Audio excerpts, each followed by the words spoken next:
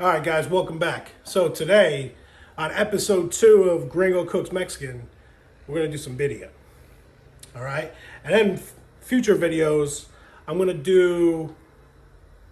When I make it, I know we usually have some leftovers. Let's try to get a little creative with those leftovers. But yeah, there'll be future videos to what you could do with the leftover birria. Especially in this household, I try to make extra. Send some samples to some people. We do some food sales too. I did a food sale of the pozole yesterday. I only had one taker, but I'm sure they enjoyed it. We enjoyed it for a leftover dinner for us anyway. But for a birria today, here we go. So it's very similar to yesterday's video.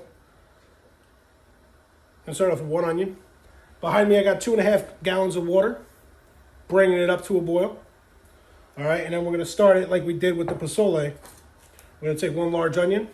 We're gonna let that go. I got 3 fresh bay leaves. And then 6 cloves of garlic. All right, we're gonna let that go about 20, 30 minutes. So it's about 3 o'clock right now. I gotta pick up Sab about 3:35. So I'm going to kind of push the meat going in a little early. And that's fine because the more tender the meat, the better it is. All right, so I'm going to just go ahead and get those going. I'm using about 2.5 pound chuck roast, but I'm doing 2 of them. And I'm just going to put them straight in. If you live in the SoCal area and you have a Ralph's by you, they have the cheapest chuck roast. The only problem is you got to catch them on sale. Sometimes they have them by the door as soon as you walk in, and they're like half price. All right, so meat is down. I got the onion, bay leaves, and garlic going. We're just going to let that go. I'm going to have to go pick up Sab, come back, and I'm going to show you how to put together the sauce, which is consisted of some ancho peppers, some guajillos, the diarbol. Be careful with these. In total, I have about 20 guajillos going, about like 8 ancho. Ancho is going to give it a darker color too.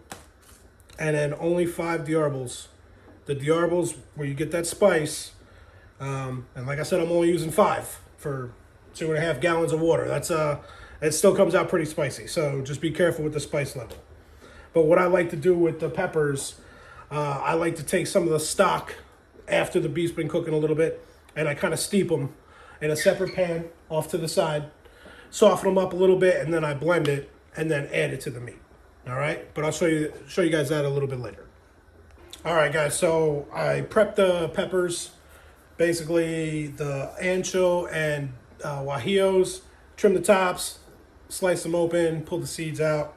And I got them here. I added some, let me see if I can get it to you guys.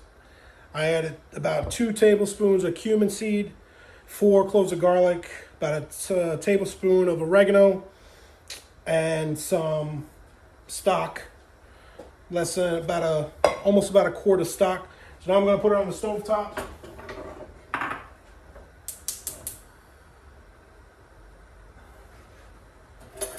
I'm really just going to heat that through. I just want to soften up the peppers so I can throw them through the Vitamix. If you don't have a Vitamix and you want to do this recipe, borrow one. I tried to make this when I was down at my buddy Cole's at his restaurant. The peppers didn't break down to the point I needed them to. So I had to kind of like chinois them out of the stock because you were chewing on it and wasn't very pleasant. So I would highly recommend getting a Vitamix, not just for this. A Vitamix is good in many other areas too, but at least it'll get the job done. So I stand by the Vitamix.